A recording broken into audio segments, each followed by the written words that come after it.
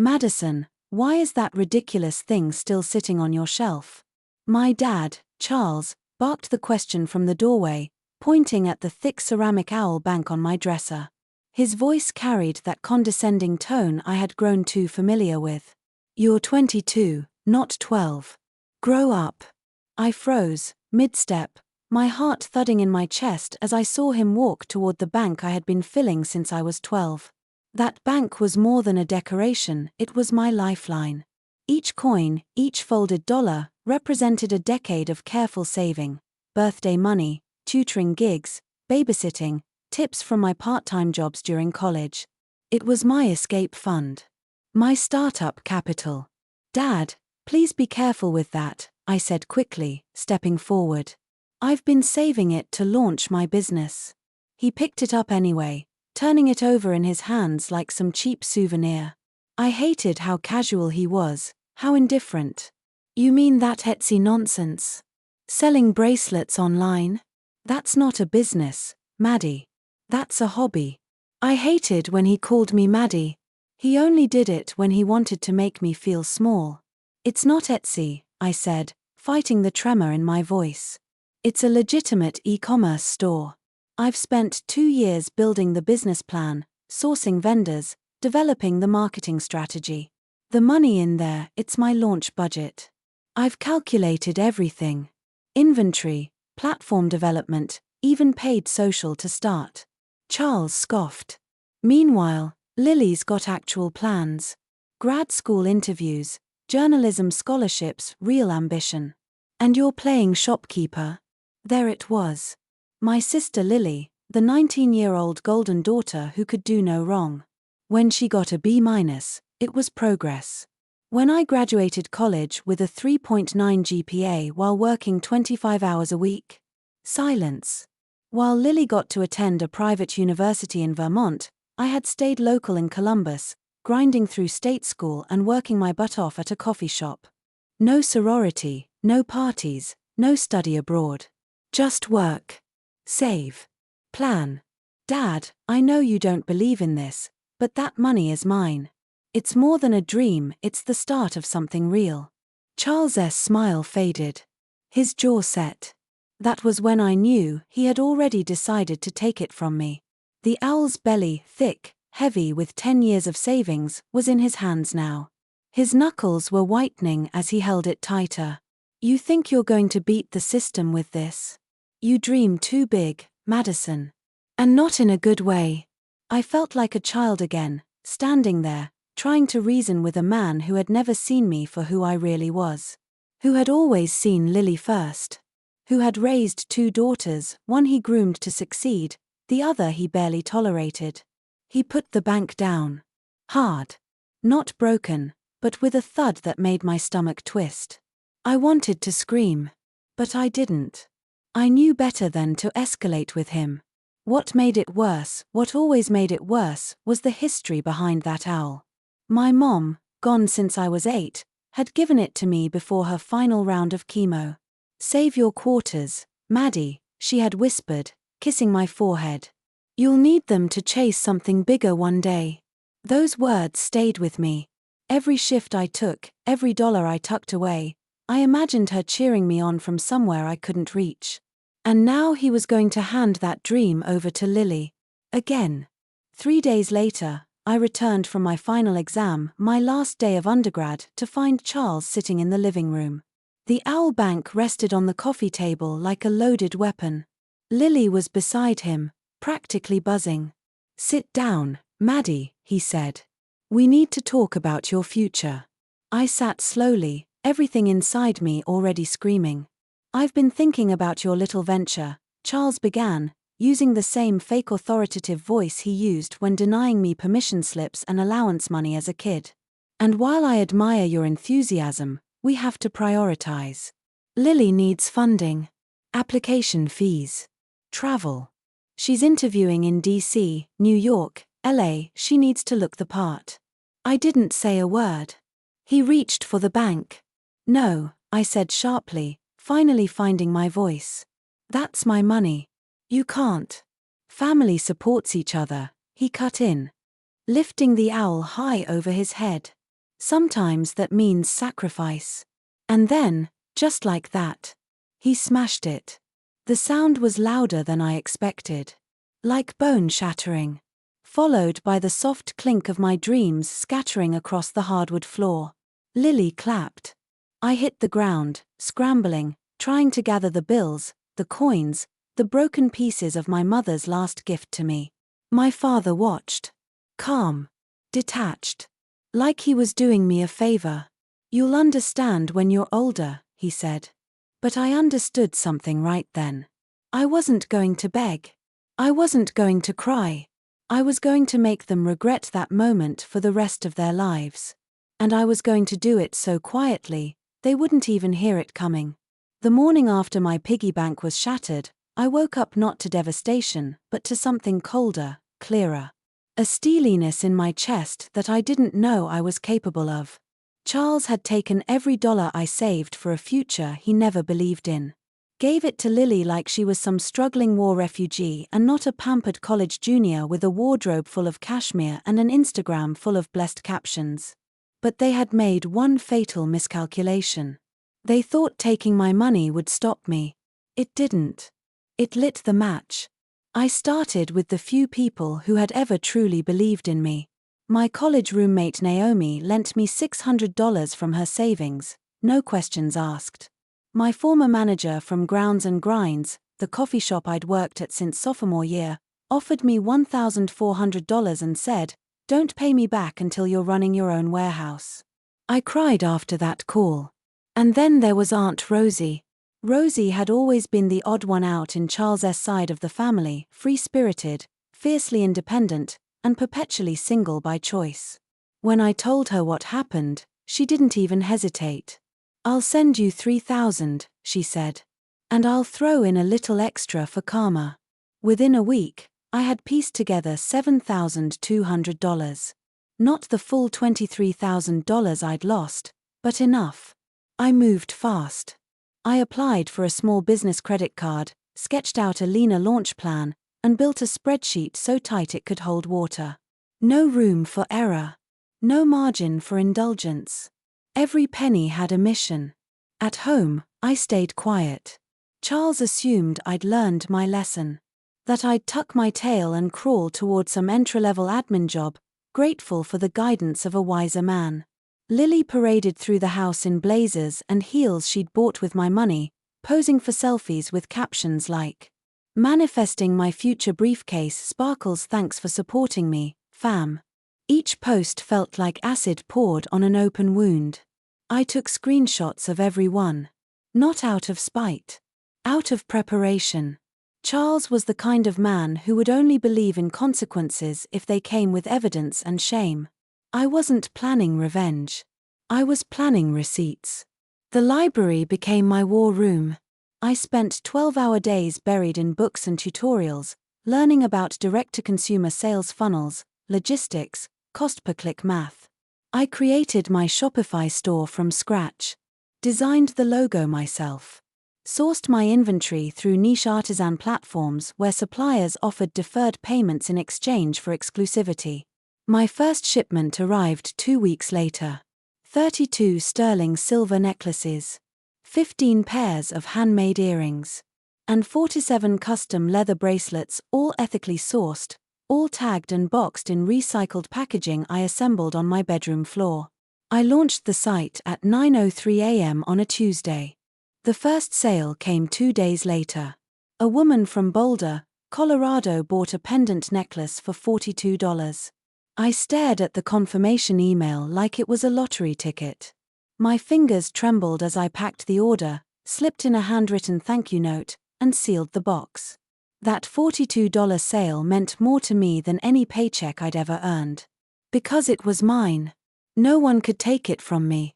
Not Charles. Not Lily. Not anyone. Packages started arriving almost daily. Charles noticed, of course.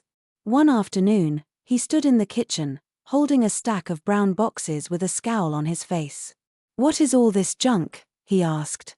"Inventory," I said. Without looking up from my laptop. "Still playing businesswoman, huh?" he sneered. I thought breaking that damn pig would knock some sense into you. I smiled, calm, poised. You thought wrong. I went back to typing. He didn't say anything else. Just walked away. Let him think I was chasing shadows. Let him think I'd fold. His underestimation was the fuel I needed. Meanwhile, Lily was unraveling. Despite having my stolen savings to fund her ambitions, her graduate school applications were falling apart. I overheard one call where she cried to Charles that she'd been rejected from 2 programs already. They said I didn't have enough leadership experience, she whined. Charles muttered something about idiot admissions staff and offered to pay for a consultant. I said nothing. But I noted the irony. Lily had been given everything and still couldn't build anything. I had been stripped bare, and I was building an empire one bracelet at a time. By the end of August, my site was bringing in $250 a day in sales. I'd expanded my offerings to include hand-woven scarves and minimalist copper rings. 3 independent bloggers featured my products on TikTok. My follower count on Instagram tripled. I reinvested every dollar into new designs, faster shipping, and better packaging. Charles still refused to acknowledge it.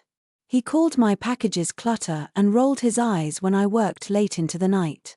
But I didn't need his validation. I was creating something that belonged only to me. What he didn't know, what he couldn't know yet, was that I had a plan. Not just to succeed, but to show them. To hold up the shattered pieces of my owl bank and say, "You thought this was the end."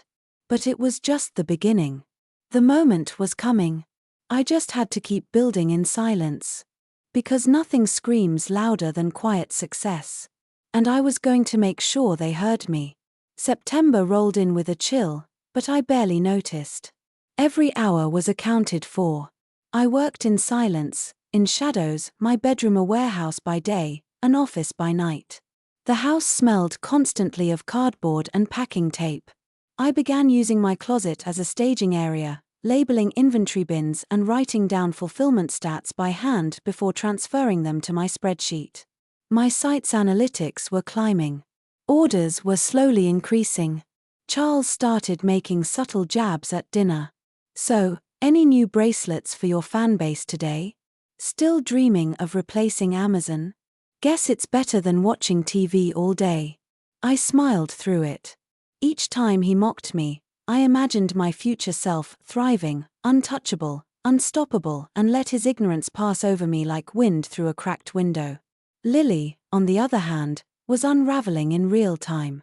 She couldn't hide the stress anymore. She kept whispering on the phone late at night, then slamming her bedroom door. She cried once in the kitchen when she couldn't figure out how to write her personal statement for an Ivy League program. Meanwhile, I was writing product descriptions at 3 a.m. When she wasn't in meltdown mode, she was still posting online like everything was perfect, posing in front of latte art with captions like "Boss Babe" or "Hustle Culture." I saved those too. Every illusion she built for the world would eventually be used to expose her for who she really was. In mid-September, I got an email that made my heart race. One of the handmade copper rings I'd sourced from a local metalsmith in Maine had gone semi-viral on Pinterest. Orders flooded in. 37 in one day. It was chaos. I had to email a few customers with apologies for delayed shipping. But they didn't mind. Some even wrote back, "You're doing something special. I can feel it." That night, I cried not because I was overwhelmed, but because it was working. Despite everything they'd taken, I was still winning. Charles began to notice the change, even if he didn't admit it. "You seem busy lately," he said once, narrowing his eyes at the boxes piled by the front door. "More packages? Getting into dropshipping scams now?" He wanted to believe I was lucky, or playing dress-up. He couldn't fathom that I might actually be building something he couldn't control. He had no idea what was coming. By October, I had $18,000 in revenue and $5,400 in clean profit. I'd expanded to carry eco-friendly soy candles, sourced from a co-op in Michigan, and started testing Facebook ads with precise targeting. I learned fast. I failed fast. But I always pivoted. And I did it without asking Charles for a single cent. Meanwhile, Lily's world continued to shrink. She'd been rejected from 2 more schools. I overheard her on the phone with a friend, saying, "It's like everyone else had real experience or internships or something. I don't get it. My dad says it's politics. That they don't recognize potential anymore." No, Lily. They just don't hand things to people the way Dad does. By Halloween, the tension in the house was thick enough to cut with a knife. I returned home one evening from the post office and found Lily crying at the kitchen table, a rejection letter crushed in her hand. Charles stood over her, his hands on her shoulders. "We'll figure it out. Maybe a professional editor, someone to help polish your essays.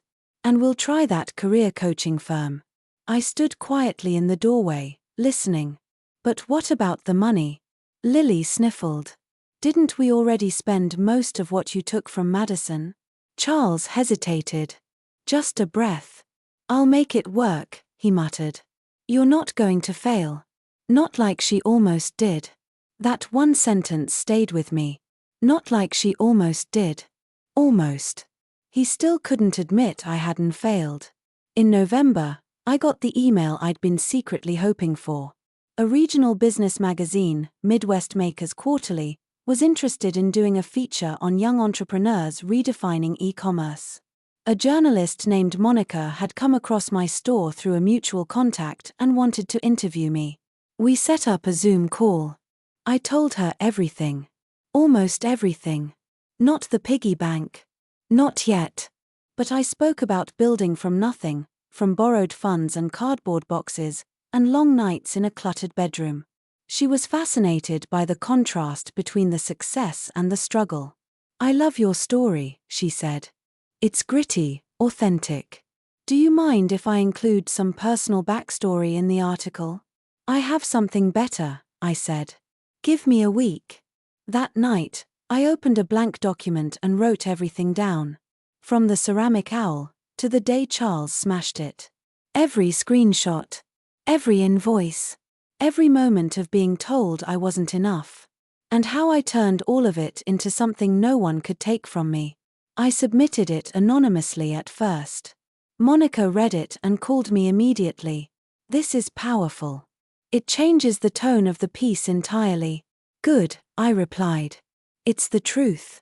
By December 1st, I had something else. A surprise announcement for Charles and Lily. I called a family meeting one Saturday morning. Charles rolled his eyes. "What's this about? A sales milestone?" "Sort of," I said. I opened my laptop and projected my Shopify dashboard on the TV. Revenue totals. Traffic heat maps. Analytics.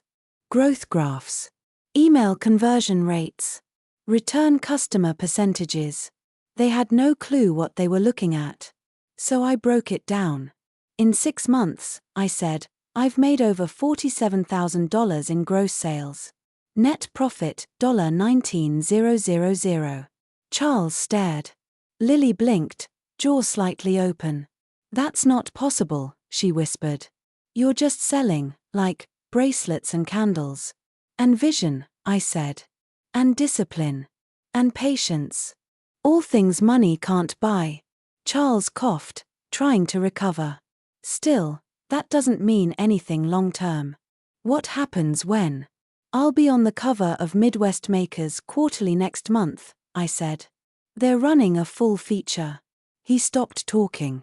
And then I dropped the final line, casually, like I was commenting on the weather.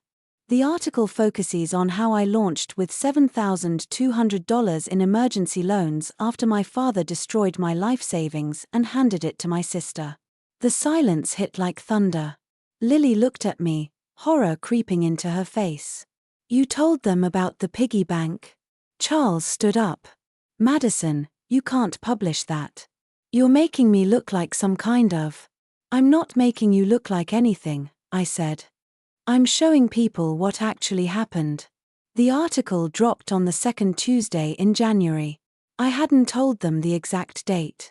I wanted the story to hit them the same way their betrayal had hit me, unexpected and unstoppable. It was a crisp winter morning. The kind where breath fogs in the air and the whole city looks like it's waiting for something to break. I was already up when the issue of Midwest Makers Quarterly went live.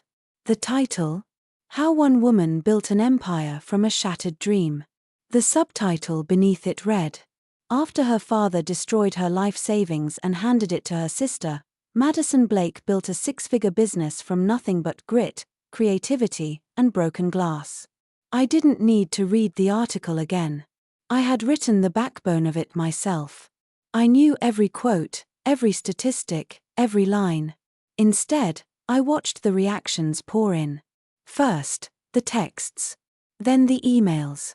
Then the DMs. Then, the phone rang. It was our landline. No one ever called that number. Charles answered. And then he hung up without saying a word. He stormed into the dining room where I was packing up a bundle of orders, his face flushed a color I'd never seen before, like bruised brick. You told them everything. I told the truth, I said, sealing a box of hand-poured lavender candles. They quoted me, he snapped. They used my actual words from our last conversation. I recorded it, I said calmly. I had to. No one believes women unless we have evidence. His mouth fell open. You recorded me? I nodded. With your permission, actually. Remember when I asked you if I could document our family business talk? You said it was fine. You even laughed and said, might as well get something out of this mess. He didn't remember. Or didn't want to. People are going to think I'm some kind of monster, he said, quieter now. I looked up at him, my voice steady. No, Charles. They're going to know you are. Lily didn't come out of her room all day. I heard her crying once, soft at first, then louder, like an animal trying not to be heard and failing. She'd read the article too. It included side-by-side screenshots of her Instagram captions, her flaunting new outfits and vacations, while the story explained they were funded with her sister's savings. The juxtaposition was brutal. The editor told me it was editorially necessary. I hadn't objected. By the end of the first day, the online version of the story had gone viral in small business forums and feminist entrepreneurship circles. People were reposting it with hashtags like #PiggyBankPower and #FamilyDoesn'tMeanFree. A local news affiliate in Columbus even contacted me for a video segment. I declined, at least for now. This wasn't about fame. It was about truth. And impact. 3 days after the article dropped, I came downstairs to find Charles at the dining room table with his head in his hands. The morning mail lay beside him. Among the envelopes was a crisp copy of Midwest Makers Quarterly, cover folded back to the feature about me. You embarrassed me in front of the entire community, he said quietly, not looking up. Clients are calling. Friends won't answer my emails. Even my church group is avoiding me. You embarrassed yourself, I said. You just didn't expect consequences. He lifted his eyes to me, hollowed out now. I was trying to help Lily. I thought. No, I interrupted. You decided I wasn't worth the investment. You believed Lily was. That's not parenting. That's favoritism. And now everyone sees it for what it is. That week, the fallout expanded. Charles' insurance brokerage, his pride and joy for 20 years, lost 2 major accounts. A local non-profit and a restaurant chain both pulled their policies after reading the article. Your judgment is questionable, one client wrote in an email he accidentally left open on the family computer. If you'd sabotage your own daughter's future, what's to say you won't throw your clients under the bus next? I didn't gloat. But I didn't grieve either. Lily's social circle imploded even faster. Her sorority sisters began distancing themselves immediately. A few even unfollowed her publicly on Instagram. One girl left a comment that read, "Hope that tuition was worth it, sis." Lily deleted most of her posts by the end of the week. But screenshots live forever. By the weekend, she'd locked her account, taken down her LinkedIn page, and cancelled an upcoming grad school interview. Her silence was the loudest apology I was ever going to get. And I didn't need it. That Sunday, I got a call from Harper & Sloan Ventures, a female-led VC firm based in Chicago. One of the partners had read the article and was extremely impressed by my ability to scale with no formal backing. She asked if I had ever considered expansion, hiring, or retail partnerships. Possibly, I said. I'd like to remain fully independent though. No equity dilution. She laughed. Smart girl. Let's talk again in 3 months. Charles overheard part of the call. He didn't ask about it. He just stared at me, like I'd grown into something he could no longer comprehend. That night, Lily finally came into my room. Her eyes were swollen, her voice hoarse. I read everything, she said. I didn't realize it meant that much to you. The money. The owl. I thought you'd be fine. That you'd bounce back. I stared at her. You didn't think at all, Lily. You just took what wasn't yours because you could. Because you were used to getting everything. And I was used to giving it up. She nodded, silent. Then she said the one thing I didn't expect. Do you hate me? I paused. I didn't know the answer. Not fully. I hate what you did, I said slowly. And I hate that you never questioned it. But hate? I don't know. I'm still figuring that part out. She sat down on the edge of my bed like she was a stranger in her own house. I want to fix it, she said. But I don't know how. You can't, I said. But you can stop pretending you were the victim. And then I stood up and gently asked her to leave. She did. And I didn't feel guilty. Not this time. You'd think that being vindicated would feel like victory. And in some ways, it did. The article brought me validation, opportunity, even a strange sense of justice. But the truth is, there's a shadow that follows justice when it comes too late. That shadow was loneliness. Not silence. I had noise, attention, praise, even admiration. But inside the house where everything had first gone wrong, I was alone in a way I'd never felt before. Charles didn't speak to me for 2 weeks. Not a word. He walked around the house like a ghost in his own life. Sometimes I'd hear him on the phone with colleagues or friends, his voice lower than usual, trying to sound composed. Other times, he just sat in the living room, TV on but unwatched, eyes somewhere I couldn't follow. He didn't yell. He didn't blame me out loud. But I could feel the weight of his shame like secondhand smoke. Lily stayed hidden most days. When she did emerge, it was with the glazed expression of someone who didn't know how to be perceived anymore. The golden girl who had never faced a closed door was now trying to figure out who she was without applause. She said less. Ate less. Sometimes cried behind closed doors. It should have satisfied me. But it didn't. Meanwhile, I was growing, publicly, powerfully. Orders had doubled since the article. My site traffic tripled. A YouTuber did an unboxing video that got over 80,000 views in 4 days.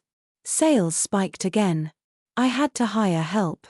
I onboarded a part-time virtual assistant named Erica, a single mom from Dayton who handled customer support and helped me process returns. Then I brought on Jacob, a graphic designer I'd met at a campus event, to clean up my branding. My bedroom was no longer enough. I rented a small office suite downtown. Nothing fancy, just a 300 square foot space above a sandwich shop with high ceilings and decent light. But to me, it felt like a palace. The first time I put the keys in the door, I cried. Not because it was beautiful. But because I had bought it, earned it, without anyone's help, especially not Charles S. The lease agreement sat in a folder with my name at the top. No one could take this from me. Not anymore. But even as my world expanded, the grief lingered. I kept remembering that night, the sound of the Owl Bank hitting the hardwood floor. The burst of porcelain, the whisper of bills spilling like dried leaves. The look on Charles' face. The glee on Lily's. That wasn't just money. That was my mother's final gift to me. And Charles had shattered it with the arrogance of a man who thought his judgment outweighed my future. He hadn't just stolen dollars. He had stolen a sacred bond. And no article, no viral post, no check from a venture capitalist could return it. Around mid-February, I came home late after finalizing a partnership deal with a boutique chain in Chicago. I was exhausted but satisfied. I'd just signed the largest wholesale agreement I'd ever landed, $15,000 worth of inventory to be sold in physical stores. It was huge. I opened the front door quietly, not wanting to wake anyone. And I heard it. Charles, alone in the kitchen. Talking on the phone. I froze by the staircase and listened. I just don't know who she is anymore, he was saying. Madison, she's different now. Colder. Like she doesn't care about this family. There was a long pause. Then. No, I don't blame her. Not really. I just didn't think it would go this far. I thought if I pushed her hard enough, she'd come to her senses. She was always so stubborn. But maybe I underestimated her. Another pause. And overestimated Lily. I didn't wait to hear more. I walked back outside and sat on the porch in the cold, letting the night numb my skin. There it was. The confession. Not to me. Not in apology. But in regret. It wasn't the victory I'd imagined. But it was something. The next morning, he left a manila envelope on my bedroom desk. Inside were 3 things. 1. A check for $10,000 from his personal account. 2. 3. A typed note, for your business. Not as an apology. Just because you earned it. 4. 5. A small ceramic owl figurine, not the one he smashed, but a near-identical version. 6. I held it in my hands and felt nothing. No rage. No forgiveness. Just distance. It was too late for restoration. What he broke wasn't something that could be glued back together with ceramic and cash. Still, I kept the owl. Not as a token of peace, but as a reminder. Of what I survived. Of what I built without him. In March, Midwest Makers Quarterly contacted me again. They wanted to do a follow-up article. But this time, the focus wasn't on the drama, it was on my growth. My hiring strategy. My new fulfillment partnerships. My rebrand. The title? When Betrayal Builds Empires, Madison Blake's Second Act. I agreed to the interview. But this time, I told Monica, no family names. No quotes. No screenshots. Just the work. Just the growth.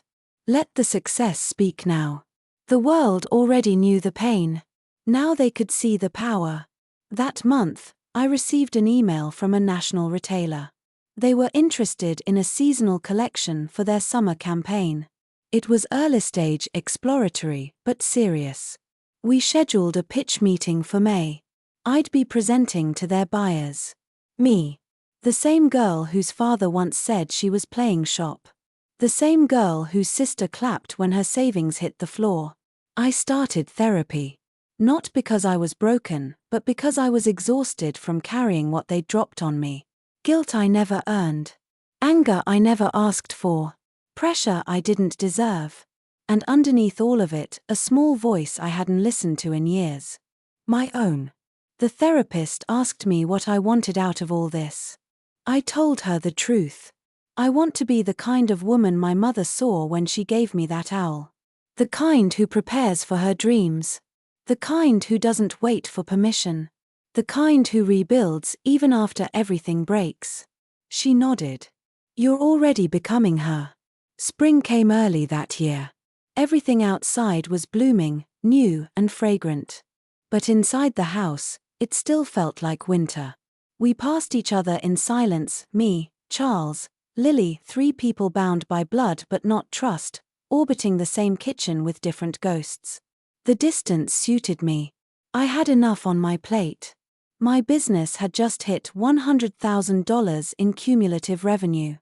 I'd hired 2 more contractors, a part-time fulfillment assistant and a social media strategist. My little owl-shaped dream had grown into a full brand with its own newsletter, packaging design, and pre-orders stretching 3 months ahead. People started recognizing my name online. Influencers tagged me. Customers sent pictures of their orders with captions like, "Supporting small businesses like at Madison Blake Co., the real girl bosses."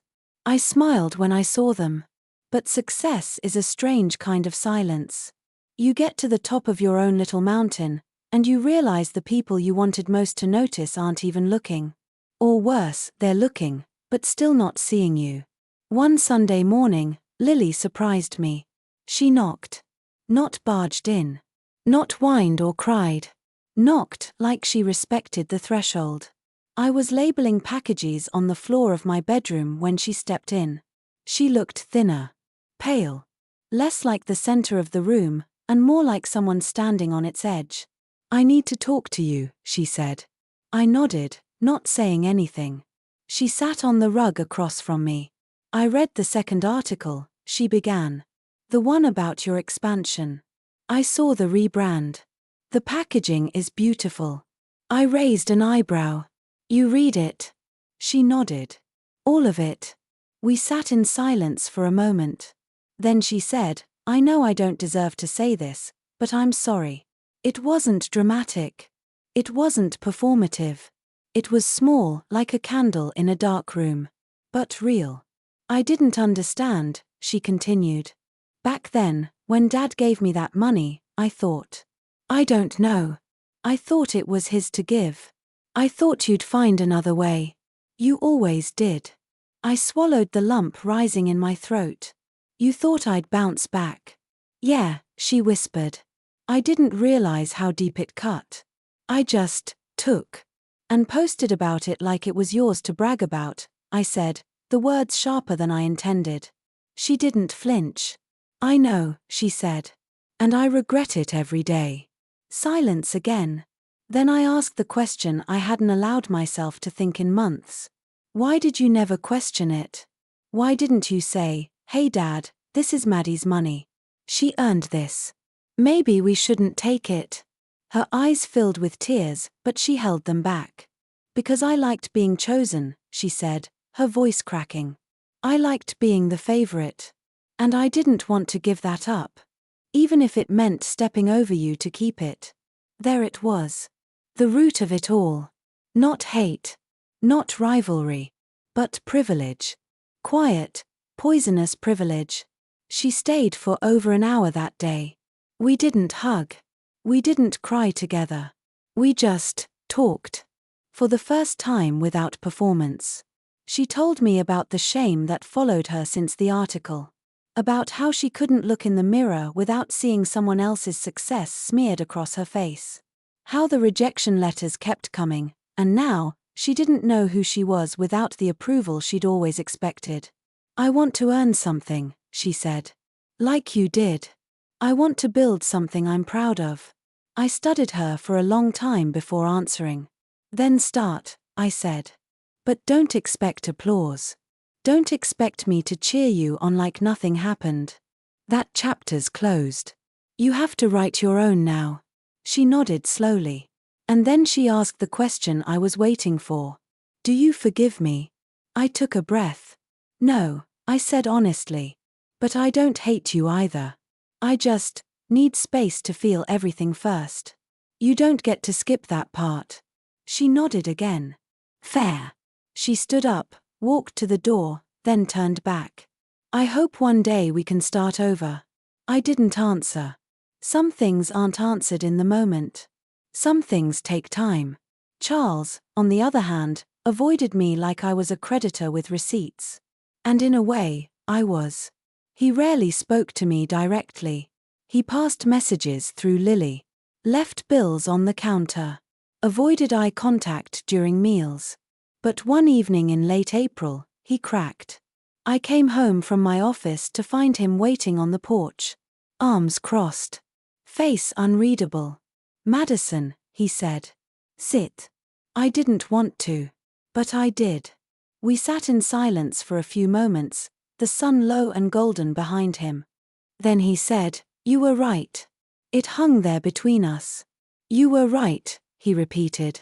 About everything. I waited. He sighed.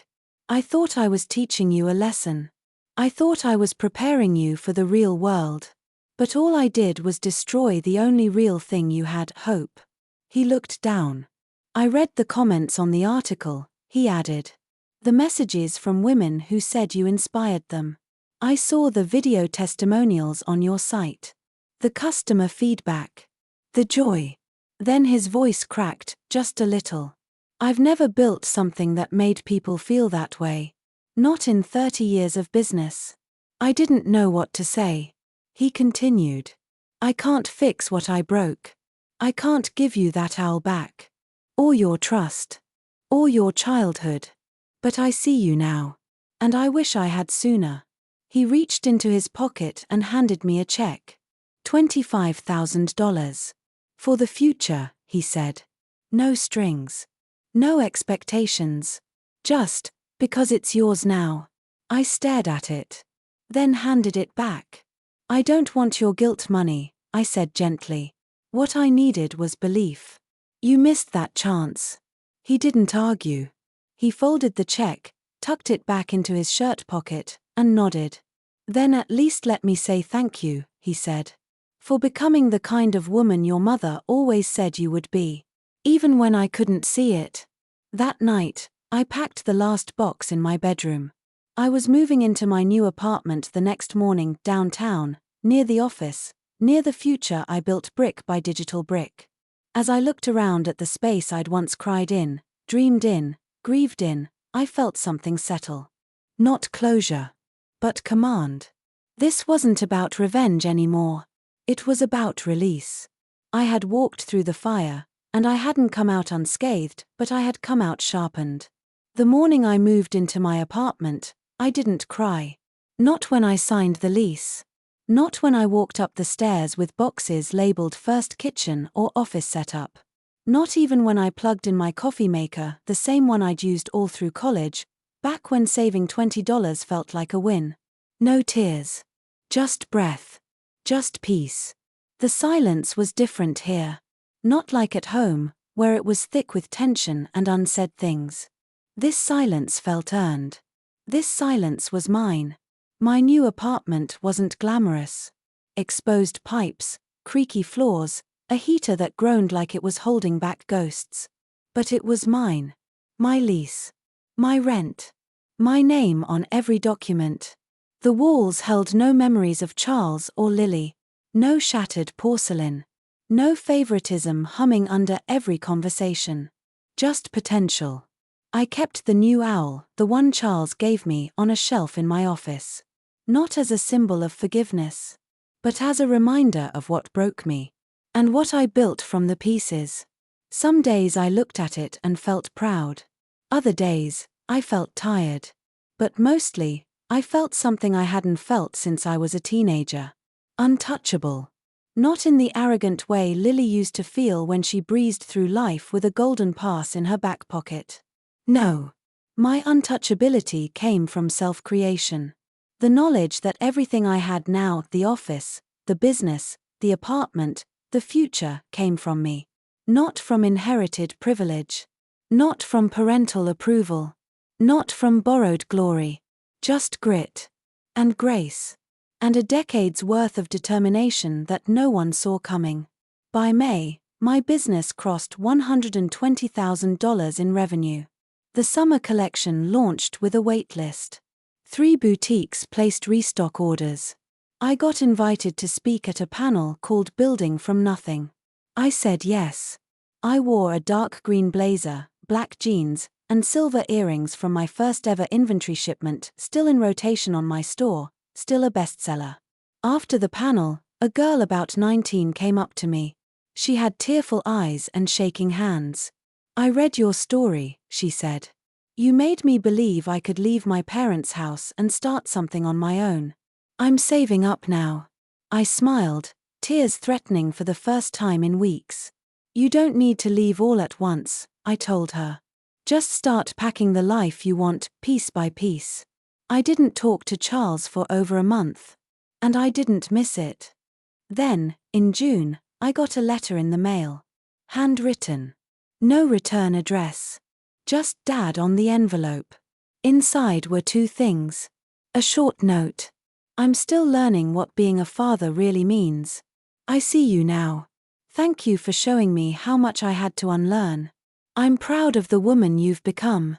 Not because of me, but in spite of me. And a small folded Polaroid.